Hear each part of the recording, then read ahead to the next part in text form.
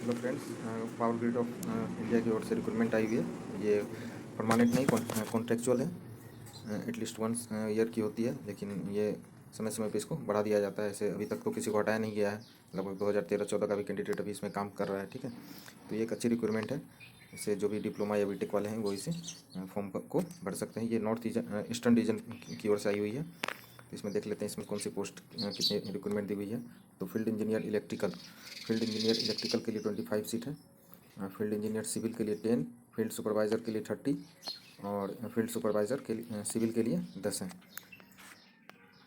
और अपर age limit की बात की जाए तो 29 साल होनी चाहिए, 1/1/2022 तक। ठीक है, और जो लोग 1/1993 और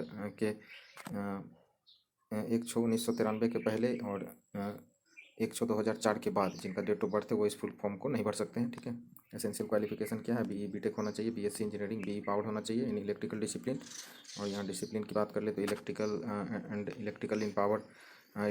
इलेक्ट्रॉनिक्स वाले भी भर सकते हैं। पावर इंजीनियरिंग इलेक्ट्रिकल ये सब भर सकते हैं। फील्ड एक्सपीरियंस क्या होना चाहिए? Should have 1 years of post qualification experience of design engineering, construction, testing and commissioning etcetera in rural electrification distribution management system, sub transmission line, transmission station etcetera. Experience in PSU listed company particularly in the power sector shall be preferred.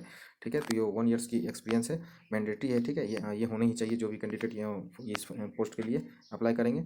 और post code 2 के लिए देख लेते हैं, field engineer civil के लिए। इसमें भी सेम है, बीई बीटेक और डिसिप्लिन सिविल इंजीनियरिंग। इसमें भी 1 साल की आपकी एक्सपीरियंस होनी चाहिए, सेम है। Design engineering, construction, testing, commissioning in rural electrification distribution management system, sub transmission line, sub station. Experience in PSU listed company in power sector shall be preferred. ठीक है, पोस्ट कोड 3 की बात कर लें तो फील्ड सुपरवाइजर इलेक्ट्रिकल, ये diploma वालों के लिए है। तो इसमें देख लेते हैं full time regulars 3 year diploma in electrical engineering discipline from a recognise technical board. ठीक है, institute with 55% marks of general OBC EWS candidate and pass marks of SC ST PW ex serviceman. Higher technical qualification like BE BTech ME etcetera with और without diploma is not allowed. ठीक है, यानी कि इसमें diploma होना mandatory है। और higher qualification be BTech वाले इस पोस्ट पे अप्लाई नहीं कर सकते। यानी फील्ड सुपरवाइजर इलेक्ट्रिकल हो या सिविल हो, इसमें सिर्फ डिप्लोमा वाले ही अप्लाई कर सकते हैं। इसके लिए भी 1 साल का आपको एक्सपीरियंस चाहिए। ठीक है, कौन सी फील्ड में देख लेते हैं। कंस्ट्रक्शन होना चाहिए, testing and commissioning electrical works etcetera in rural electrification distribution management system, sub transmission line, sub station etcetera. और जिनका भी पीएसयू लिस्टेड कंपनी में एक्सपीरियंस है उनको ज़्यादा प्रेफरेंस दिया जाएगा। उसके बाद सिविल में भी सेम क्राइटेरिया है, 3 साल का डिप्लोमा होना चाहिए सिविल इंजीनियरिंग और 1 साल का एक्सपीरियंस होना चाहिए। अब आप बात कर लेते हैं कि इसमें कंपनसेशन यानी कि आपकी बेनिफिट यानी सैलरी आपकी कितनी होगी।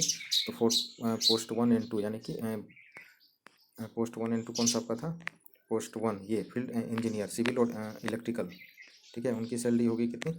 तो contract personal will be paid monthly remuneration in the pay band of 30,000। ठीक है, 3% से 1,20,000 तक जाएगी विथ इनिशियल बेसिक पे, यानी कि 30,000 plus DA HRA basic perks etcetera जो भी आपकी कंपनी की ओर से बेनिफिट्स होंगे वो आपको दिया जाएगा। और पोस्ट यानी फील्ड 3 और 4 यानी फील्ड सुपरवाइजर इलेक्ट्रिकल और सिविल के लिए 23,000 से स्टार्टिंग है। और इसमें आपको industrial DA HRA perks 35% of basic पे ये सब आपको दिया जाएगा। लमसम आपको लगभग 30, इसमें भी मान के चलो 30-35 के ऊपर ही आपकी सैलरी बनेगी। ठीक है, और ये अदर बेनिफिट्स हैं ये सारे। ठीक है, पॉज करके आप देख सकते हो। रिलैक्सेशन एंड कंडीशन जो सेंट्रल गवर्नमेंट की रूल्स हैं रिजर्वेशन के वो सारे आपको इसमें मिलेंगे। ठीक है, यही बात कहा गया कि ये आपको कॉन्ट्रेक्चुअल जो आपकी जॉब है ये 1 साल की तो है। अगर काम अगर ख़त्म नहीं होता है, अगर आपको इसको आगे इसी तरह से आपका हर साल इसको बढ़ाया जा सकता है पीरियड को। ये इसमें इंपॉर्टेंट इन्फॉर्मेशन है क्या? Candidates have registration in any of the employment exchange of the 7 state of NER. ठीक है, 7 स्टेट जो है एनईआर के उनमें से एम्प्लॉयमेंट एक्सचेंज में उनका नाम होना चाहिए, जैसे Arunachal Pradesh, Assam, Manipur, Meghalaya, Mizoram, Nagaland and Tripura only are eligible to apply. ठीक है, उसके बाद ये सब कॉन्टेक्चुअल पीरियड है, कैसे कैसे काम करना है आपको ये सारा डिटेल दिया गया है। सिलेक्शन प्रोसेस क्या है? प्रोसेस इसका क्या है? फील्ड इंजीनियर के लिए तो ऐसे तो इसमें दोनों में मेरे ख्याल से एग्ज़ाम है, देख लेते हैं। Selection will be involve interview only of the eligible and shortlisted candidate. However, the management reserve the right to raise the minimum eligibility standard criteria and or conduct a screening test or to restrict the number of candidates to be called for personal interview so required. ठीक है, ये इसमें field engineer के लिए interview है, ठीक है, और एक screening test if conducted shall be of elimination purpose only and will not have any weightage in the final merit. और स्क्रीनिंग टेस्ट इफ कंडक्टेड, अगर स्क्रीनिंग टेस्ट करवाया जाता है जो कि 1 घंटे का होगा, 75 मार्क्स का होगा, जिसमें कि 50 क्वेश्चन हो गए आपका रिलेवेंट डिसिप्लिन से और 25% हो गए एप्टीट्यूड से, ठीक है। The merit will be drawn purely on the basis of performance in the interview, ठीक है। मेरिट आपका जो भी बनेगा वो आपके इंटरव्यू पे डिपेंड करेगा। फील्ड सुपरवाइजर के लिए देख लेते हैं, डिप्लोमा वालों के लिए selection process made on the basis of scrutiny of applications with respect to eligibility criteria and desired experience profile and written test on the candidates found eligible after scrutiny, ठीक है। Candidates qualifying in the written test shall be empanelled in the order of the merit of marks obtained in the written test. आपका इसमें जो है marks पे ही आपका depend करेगा जो कि एग्ज़ाम होगा। तो इसकी सिलेबस देख लेते हैं। टेक्निकल इसका जो है 50 क्वेश्चन होगा और एप्टीट्यूड आपके 25, इसमें 75 नंबर्स की होंगे, ठीक है। तो हर क्वेश्चन के लिए 1 मार्क्स है, इसमें नेगेटिव नहीं दिया हुआ है, ठीक है, नेगेटिव मार्किंग नहीं है इसमें। हाँ, फ़ी की बात कर ले, एप्लीकेशन फ़ी की बात करते हैं तो पोस्ट कोड 1 और 2 के लिए यानी फील्ड इंजीनियर इलेक्ट्रिकल सिविल के लिए 400 रुपया है, फील्ड सुपरवाइजर के लिए 300 रुपये का है। हाउ टू अप्लाई कैसे कर सकते हैं आप, इसकी ऑफिशियल वेबसाइट है www.powergrid.in। इसके कैरियर सेक्शन में जाइएगा, जॉब अपॉर्चुनिटी में जाइएगा, फिर ओपनिंग, फिर फिर उसके बाद regional opening, north eastern regional recruitment, contractual position, ठीक है। इसमें आपको यहाँ पर आप जा करके इसको अप्लाई कर सकते हैं, इसका नोटिफिकेशन भी अच्छी तरह से देख सकते हैं। और ये सब बात वही कहा जा रहा है कि मोबाइल नंबर और ईमेल आईडी आपका जो है एक्टिव होना चाहिए, और ये सारी फॉर्म फिलअप की ये डिटेल दी हुई है, क्या सब चाहिए इसमें। तो एक बार इस पर भी देख लेते हैं। Recent copy of passport size photograph होना चाहिए, स्कैन कॉपी ऑफ सिग्नेचर होना चाहिए, डेट ऑफ बर्थ प्रूफ होना चाहिए, ठीक है। एक्सपीरियंस सर्टिफिकेट आपको अपलोड करना पड़ेगा।